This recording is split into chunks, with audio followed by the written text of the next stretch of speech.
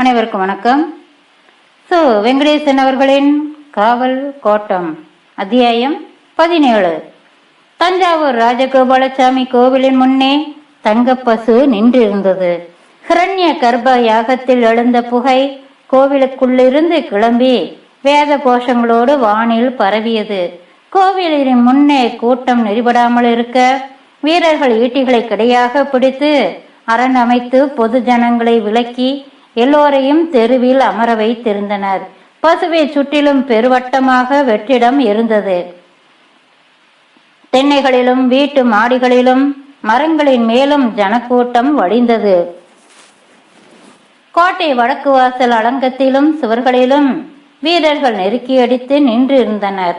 மந்திரி பிரதானிகளும் தலகர்த்தர்களும் அரசவை பிரமுகர்களும் பெரு வணிகர்களும் மட்டும் கோவில் வாசலின் இருமருங்கும் 4 வரிசைகளில் நின்றிருந்தனர். தஞ்சாவூர் அரசர் விஜயராகவ நாயக்கர் மகா பக்த சிரேஷ்டர், ஸ்ரீ வைஷ்ணவர். அவரது நாளின் பாதி வேளை பூஜைகளிலும் மீதி வேளை ஏடுகளை படிப்பதிலுமாக கழிந்தது. நீதிமான், தர்மராஜ்ய பரிபாலனம் செய்வதாக அவரது நம்பிக்கை. விஷ்ணுவுக்கு கோயில் இல்லாத சிறு நகரங்களிலெல்லாம் தன்னுடைய ஆட்சியில் அதை நிவர்த்தி செய்தார். அதில் பெரியது மன்னார்குடி ராஜகோபாலசாமி கோயில். வைகரையில் எழுந்து நீராடியவுடன் பூஜையில் அமர்ந்து விடுவார்.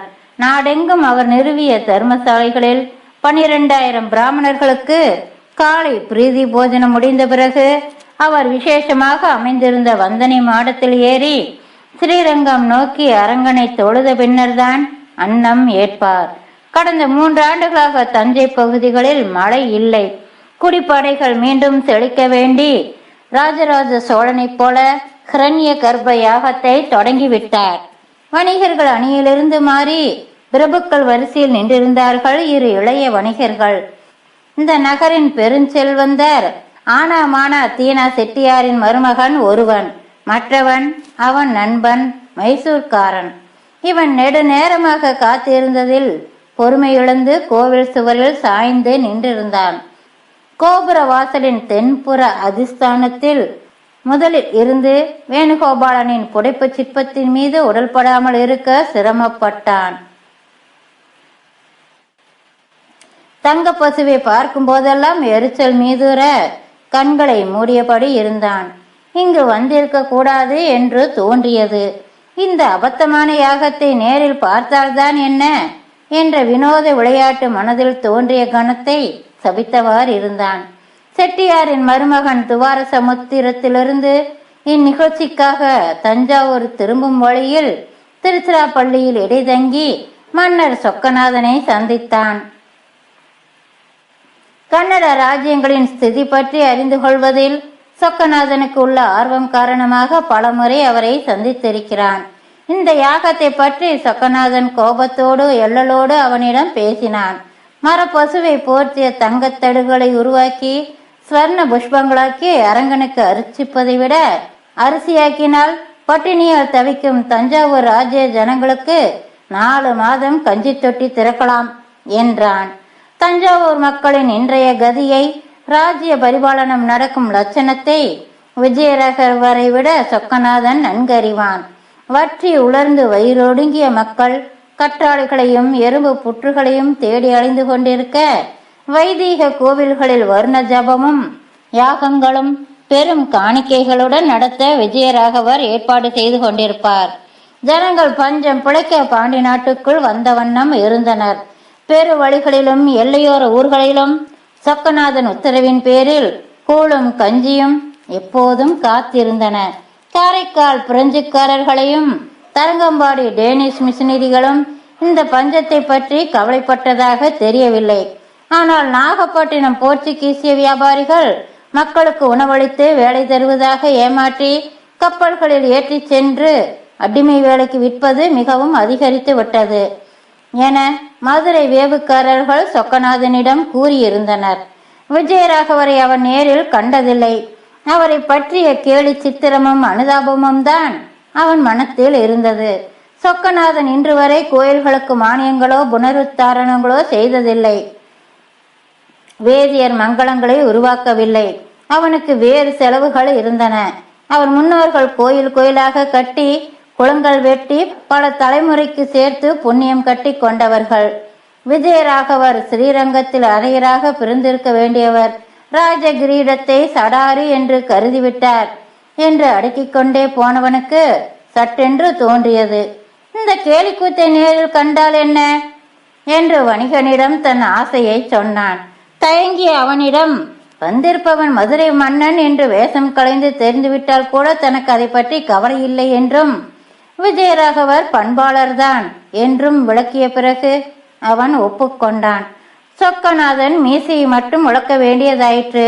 வணிக உடையும் தலைப்பாகையும் தரித்து நெற்றியில் பறக்க நீரு பூசி கழுத்தில் லிங்க மாலையை தொங்கவிட்டு இருள் பிரியும் முன் குதிரைகளில் ஏறி தஞ்சாவூர் எல்லைக்குள் அழைத்து வந்து விட்டான் அந்த நண்பன். கோட்டைக்கு வெளியே குதிரைகளை நகரத்தார் சத்திரத்தில் விட்டுவிட்டு வடக்கு வாசலில் நுழைந்து வீட்டிற்கே போகாமல் நேரே கோயில் வாசலுக்கு வந்து விட்டார்கள். அவனுக்கு முகமுன் கூறியவர்களின் கேள்விக்கு சொக்கநாதன் துவார சமுத்திர லிங்கக்கட்டி வைசியன் என்றும் வீரசைவன் என்று சுருக்கமாக பதிலளித்து விளக்கினான்.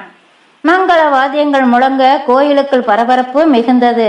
கும்பிட்ட கரங்களுடன் விஜயராகவர் வெளியே வந்தார். கண்கள் பக்தி பரவசத்தில் கனிந்திருக்க சந்தன மார்பில் வெண்தாடி புரள கோபுர வாயிலை கடந்து பசுவிடம் போனார். சொக்கநாதன் எதிர்பார்த்ததை விட முதிர்ந்த தோற்றத்தில் இருந்தார். பின்னால் பட்ட மகிழ்ச்சி தொடர்ந்தாள். அதற்கும் பின்னே, யார் இவள்? இளவரசியா? ஆம், இவள்தான் மோகனாங்கி என்ற மங்கம்மாவா? இந்த மண்ணில்தான் இவள் நடக்கிறாளா, இல்லை விண்ணிலிருந்து இறங்கி வருகிறாளா? மலர்களுக்கன்றி மானுட பெண்ணுக்கு இந்த எழில் வாய்க்குமா? தாய் தந்தையரோடு பசுவின் முன் வணங்கி நின்றிருந்தாள். இன்னும் ஒரு சுவர்ண விக்கிரகம் போல. சொக்கநாதனின் பார்வை அகலவே இல்லை. கண்ணிலும் கருத்திலும் அவளே நின்றாள்.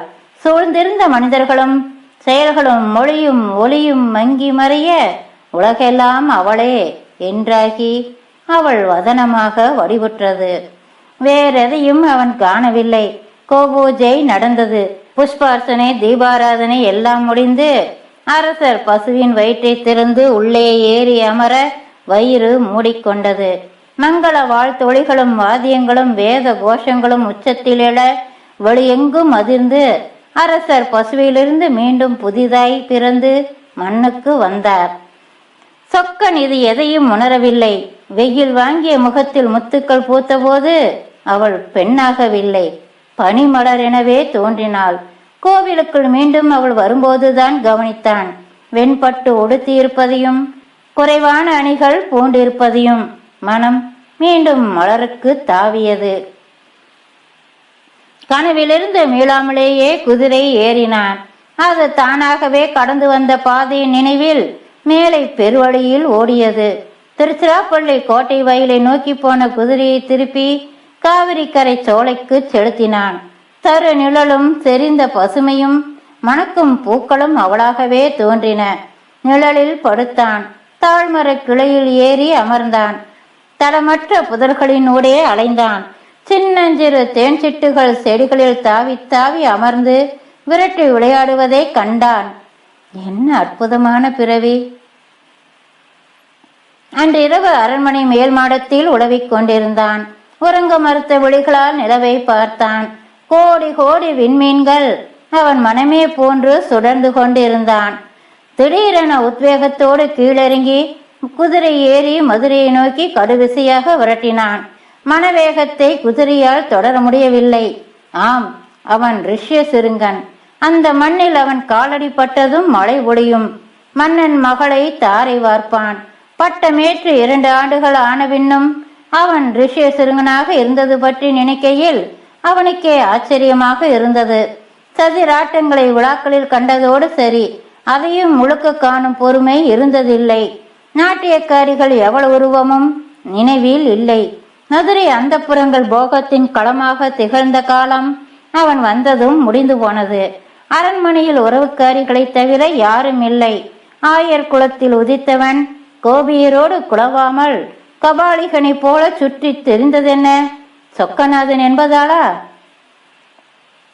தாய் மடியில் தலை வைத்ததும் தூங்கிவிடும் பழக்கத்தை விட முடியாமல் இருக்க காரணம்? கடவுளே, எங்கோ இவள் பிறந்து எனக்காக இத்தனை நாள் காத்திருந்தாள் என்பதற்குத்தானா? விராலிமலை காவல் மாடத்தில் குதிரை மாற்றி கொண்ட போதுதான் உணர்ந்தான் இன்று உணவே அருந்தவில்லை என. காவலர்கள் பணிந்து அளித்த இளநீரை குடித்துவிட்டு தெற்கே விரைந்தான். நிர்மாலய பூஜையின் போது கோவிலுக்குள் நுழைந்தான். அங்கே கண்ணி அரசனை கண்டு புன்னகைத்தாள். கிளிகள் கல் பிரகாரங்களெங்கும் பறந்து பறந்து முழற்றின. வேங்கட கிருஷ்ணப்பரின் மாளிகைக்கு போய் அவரை துயில் எழுப்பினான். வேங்கட கிருஷ்ணப்பர் தனது பரிவாரங்களுடன் தஞ்சாவூர் வந்து இறங்கினார். உற்சாகமாக இருந்தார். சொக்கன் இவ்வளவு மகிழ்ச்சியோடு இருந்து அவர் பார்த்ததில்லை. அவன் கல்யாணத்துக்கு முன் வந்ததே போதும் என்று இருந்தது. மங்களகாரியமாக தூது வந்த பெருமிதம் அவருக்கு. மதுரையும் தஞ்சாவூரும் இணைந்து விட்டால் காவிரிக்கு தெற்கே டெல்லி பாதுஷா கூட கால் வைக்க முடியாது. ராஜ புரோகிதர், பண்டித பிராமணர்கள், ஆடை ஆபரண பரிசுகள் சகிதம் வேங்கடர் அரசவைக்கு சென்றார். காத்திருந்தார். பூஜையிலிருந்து மன்னர் வெகு நேரம் கழித்து வந்தார். வணங்கி வந்த நோக்கத்தை கூறி மன்னர் தமது பரிசுகளை ஏற்க வேண்டுமென கேட்டுக்கொண்டார். விஜயராகவர் வெறித்த பார்வையோடு வெகு நேரம் வாழாவிருந்தார். மாலையில் மீண்டும் வருமாறு கூறி விடை கொடுத்து அனுப்பினார். விமலை சபையில் கேள்விப்பட்ட செய்தியோடு கன்னிமாடத்திற்கு ஓடினாள். லட்சுமியிடம் வணிகன் பெருமிதமாக பரப்பிய கூடுதல் தகவலும் இருந்தது. குலதெய்வம் கௌரியின் முன் அமர்ந்து மங்கம்மா ருத்ரவேணியை மீட்டிக் கொண்டிருந்தாள். மேச கல்யாணி ராகம் இழைந்து எழுகிறது. ஓடி வந்த விமலை அவள் முன் அமரும் முன்னே, மதுரை மகாராணி, மதுரை மகாராணி என்று உற்சாகத்தில் கூவினாள். மோகனாவின் பார்வையில் எழுந்த கேள்வி வேங்கடர் தூது வந்த கதையை விமலை விவரிக்கவும் விழிகளில் வியப்பாக மாறியது.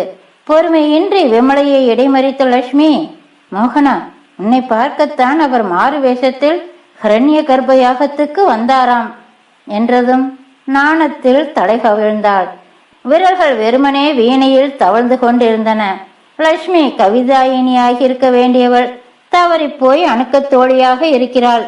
அவள் கற்பனை அற்புதமான ஒரு காதல் கதையை புனைந்து கொண்டே போனது. தலை கவிழ்ந்தே இருந்த மோகனாங்கியின் மேல் அந்த கதை கொடியாய் பற்றி படர்ந்து ஏறி இதழ்களில் பொன்னகையாய் மலர்ந்தது. விஜயராகவர் மகாராணியை தனியே அழைத்து கேட்டார். அவள் சொன்னாள், ஏற்கனவே பட்ட கதை மறந்துவிட்டதா? தஞ்சாவூரிலிருந்து அச்சுத ரகுநாத அம்மகாரு திருமலை நாயக்கனின் ராணியாக போய் கொலையுண்ட வழி போய்விடுமா? தற்கொலைதான் என்றார் விஜயராகவர்.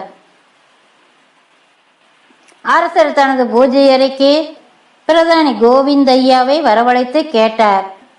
சைவ மதாபிமானியான ராஜனோடு ஒரு ஸ்ரீ வைஷ்ணவ ஸ்ரீ எப்படி வாழ முடியும் என்று அவர் எதிர்கேள்வி போட்டார். உணவருந்தும் போது தளவாயும் தனது மைத்துனனுமான ரங்கப்ப நாயக்கரை வரவழைத்தார். முகச்சொலிப்போடு அவர் தெலுங்கில் சொன்னார், கொல்லவாறு சூத்திர வர்ணம், அதோடு சம்பந்தம் சத்திரிய பலிஜர்களுக்கு தர்மம் அல்லை.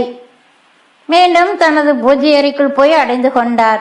தபோநிதி சோமசுந்தர சுவாமிகளை அழைத்து வரச் செய்தார். சுவாமிகள் மனம் கனிந்து கூறினார், தெய்வானுகிரகம் மங்கம்மாவின் பாக்கியம். தொடர்ந்து சொக்கனின் நட்பண்புகளையும் வீர பிரதாபங்களையும் புகழத் தொடங்கினார். வெகு நேரம் கழித்து விஜயராகவர் வெளியே வந்து கன்னிமாடம் நோக்கி சென்றார். தூரத்திலேயே அந்த இசை கேட்டது. அமிர்தவர்ஷினி ராகம் மழையாய் பொழிந்து கொண்டிருந்தது. மரப்படியில் ஏறி வரும் அவர் தலை தெரிந்ததுமே வீணியை விளக்கிவிட்டு சிரிப்போடு அவரிடம் துள்ளி ஓடி வந்தாள்.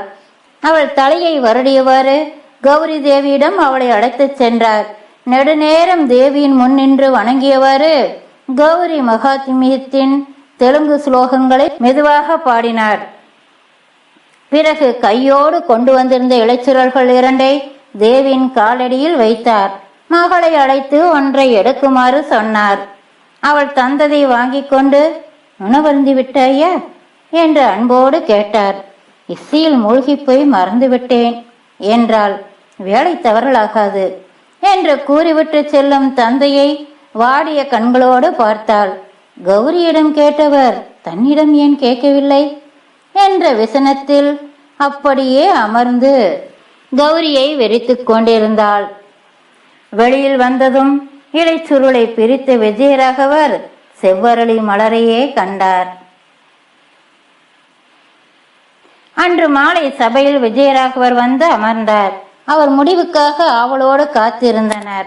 தஞ்சாவூர் மதுரை ராஜ்யங்கள் உருவான பின் சென்ற 150 வருடங்களாக இருவருக்கும் நல்லுறவு இல்லை. தொடர்ந்து போர்தான். எனவே பகையரசனுக்கு பெண் தர சம்மதியேன். வெங்கடகிருஷ்ணப்பர் இதை சற்றும் எதிர்பார்க்கவில்லை. நம்ப முடியாமல் எழுந்து கூறினார், மன உறவின் மூலம் இந்த பகை நீங்கிவிடும். இரண்டும் ஒற்றுமையாக இருந்தால் சுல்தான்களின் தொல்லையை ஒழித்து விடலாம் என்று அரசியல் ஆதாயங்களை கணக்கிட்டபடியே பேசினார். கையமர்த்தி அவரை நிறுத்திவிட்டு வேங்கடவரை பார்த்து, கோவிந்தையா தொடர்ந்து உங்களுடன் உரையாடுவார் என்று கூறி அவையை வணங்கிவிட்டு பூஜைக்கு கிளம்பினார்.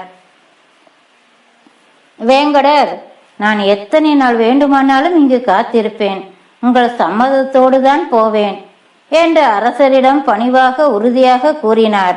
கோவிந்தையாவும் தளவாய் ரங்கப்ப நாயக்கரும் ஒரு கூட்டு. பட்டத்திளவரசன் ராஜமன்னார் சாமி இப்போது சிறையில் இருக்கிறான். இதில் இருவருக்கும் பெரும் பங்கு உண்டு என்றாலும் இருவருக்கும் வெவ்வேறு காரணங்கள் இருந்தன. தளவாயின் மகன் ரங்கநாதனுக்கு மங்கம்மாவை மணமுடிக்கும் திட்டத்தின் சூத்திரதாரிகள் இவர்கள்தான். தளவாயின் தங்கையான மகாராணியையும் சம்மதிக்க வைத்திருந்தனர். கல்யாணத்துக்கு பிறகு ரங்கநாதனுக்கு முடிசூடுவது விஜயநகர அச்சுதராயர் பெண் சீதனமாக கொடுத்ததுதானே இந்த ராஜ்யம். எனவே அவ்வழி நியாயமானதுதான் என்பது அவர்கள் எண்ணம். ஆனால் இளவரசன் மன்னாரை என்ன செய்வது என்று புரியவில்லை. கோவிந்தையாவும் வேங்கடரும் தொடர்ந்து பல விஷயங்கள் பற்றி உரையாடி சுற்றி சுற்றி வந்தனர். சபை நாகரிக பேச்சுகளில் சலிப்புற்ற தளவாய் பொறுமை இழந்து எழுந்து உத்தரவிட்டார். நீங்கள் எல்லோரும் இப்போதே தஞ்சாவூரை விட்டு வெளியேற வேண்டும். வேங்கட கிருஷ்ணப்பர் நிதானமாக சொன்னார், அரச ஆணைக்கு மட்டுமே அடிபணிவேன். கோபத்தில் தளவாயின் சொற்கள் வரம்பு மீறின. சொக்கநாதனின் முப்பாட்டன் விஸ்வநாதன் பெரியராயருக்கு அடைப்பக்காரனாக இருந்தவன். இவன்களுக்கு ராஜகுலத்தில் பெண் வேண்டுமா? வேங்கட கிருஷ்ணப்பர் சினத்தோடு வாளை உருவினார். ராஜகுருவும் பிராமணர்களும் முன்னே விழுந்து தடுத்தனர். தளவாய் எழுந்து பாய்ந்து வந்து வரிசை பொருட்கள் இருந்த தாம்பாளங்களை காலால் உதைத்து தள்ளி, மாடு மேய்க்கும் கம்பளத்தானுக்கு இவ்வளவு திமிரா என்று கொக்கரித்தார். சோர்வோடு திருச்சிராப்பள்ளி திரும்பிய வேங்கடர் சொக்கனை சந்திக்காமலேயே ஓய்வெடுக்க போய்விட்டார். ராஜகுரு எதையும் மறைக்காமல் நடந்தது அனைத்தையும் சொக்கனிடம் விளக்கமாக சொன்னார். மறுநாள் தஞ்சாவூருக்கு ஓலை போயிற்று. திருமண வேண்டுகோளை ஏற்பதும் மறுப்பதும் தஞ்சாவூர் அரசரின் விருப்பம். ஆனால் மதுரை தூதுவர்களை அவமதித்தது ராஜ தர்மம் அல்ல. தஞ்சாவூர் மீது மதுரைக்கு எந்த பகையும் இல்லை. நல்லுறவு தொடர வேண்டுமானால் அரசன் தன் அவையில் நடந்த அவமதிப்புக்கு வருத்தம் தெரிவிக்க வேண்டும். விஜயராகவர் சீறினார். யார் யாரிடம் மன்னிப்பு கேட்பது? அரங்கனுக்கு மட்டுமே தலை தாழ்த்துகிறவன் நான். என்னை பார்த்து கேட்பதற்கு தெய்வ கடாட்சம் இல்லாத ஒருவனுக்கு என்ன தைரியம்? திருச்சிராப்பள்ளி கோட்டையை பிடித்து இந்த சொக்கனுக்கு பாடம் புகட்டுவேன். படை கொண்டு வருவேன் என்று சொல். யுத்த களத்தில் அவன் செருக்கை ஒடுக்குவேன். இம்முறை வெங்கட கிருஷ்ணப்பர் சமாதான ஓலை எழுதி அனுப்பினார். ஒன்றும் ஆகவில்லை. பிறகு மதுரை திரும்பிவிட்டார். சொக்கநாதனால் மங்கம்மாவை மறக்க முடியவில்லை. வேவுக்காரர்கள் மூலம் அணுக்க தோழிகளிடமிருந்து செய்தி வந்தது, மோகனாங்கிக்கு பரிபூரண விருப்பம் என்று. சொக்கநாதனுக்கு உயிர் வந்தது. சொர்க்கமே பரிசாக கிடைத்துவிட்ட உற்சாகத்தோடு அவன் அவளுக்கு லிகிதம் எழுதினான். அது வழிதவறி மகாராணியின் கையில் சிக்கியது என்ற தகவலும் வந்தது. இனியும் தாமதிக்க கூடாது என்று மதுரையிலிருந்த வேங்கட கிருஷ்ணப்பருக்கு ஆணையிட்டான். தஞ்சாவூரை வென்று மங்கம்மாவை ராஜ மரியாதையோடு இங்கு அழைத்து வருக. மீண்டும் சந்திப்போம். நன்றி நண்பர்களே.